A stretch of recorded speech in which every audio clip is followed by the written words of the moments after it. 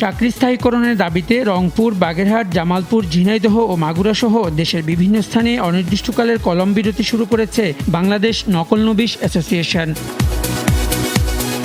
শিক্ষানীতি 2016 এর কিছু ধারা সংশোধনের দাবিতে বাংলাদেশ পুস্তক প্রকাশক ও বিক্রেতা সমিতির ডাকে বরিশাল, ভোলা, দিনাজপুর, কিশোরগঞ্জ, লক্ষ্মীপুর সহ দেশের বিভিন্ন স্থানে 2 দিনের ধর্মঘট পালন করছে বই দোকানিরা।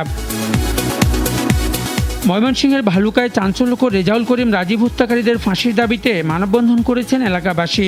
গত 18 ডিসেম্বর সন্ধ্যায় বাড়ি থেকে ডেকে নিয়ে হত্যা করা হয় রাজীবকে।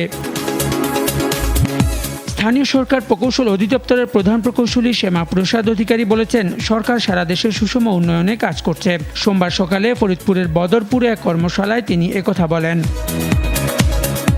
হবিগঞ্জের লাখাইয়ে ক্রিকেট খেলা নিয়ে দুপক্ষের সংঘর্ষে অর্ধশতাধিক লোক আহত হয়েছেন। গুরুতর আহত অবস্থায় 20 জনকে হবিগঞ্জ সদর হাসপাতালে ভর্তি করা হয়েছে। সব্যসাচী লেখক সৈয়দ শামসুল হকের 82তম জন্মদিন পালিত হয়েছে কুড়িগ্রামে। সর্বস্তরের মানুষ কবির সমাধিতে পুষ্পার্ঘ্য অর্পণ করেন। পটুয়াখালীতে বাংলাদেশ চতুর্থ শ্রেণী সরকারি কর্মচারী সমিতি ত্রিবার্ষিক সম্মেলন অনুষ্ঠিত হয়েছে। সম্মেলন উদ্বোধন করেন অতিরিক্ত জেলা ম্যাজিস্ট্রেট মোহাম্মদ আলমগীর হোসেন। ব্রাহ্মণবাড়িয়ার আশুগঞ্জে বিজয় মেলার মঞ্চে আলোচনা সভায় বক্তব্য রাখেন শ্রম কল্যাণ প্রতিমন্ত্রী অ্যাডভোকেট মুজিবুল হক চুন্নু।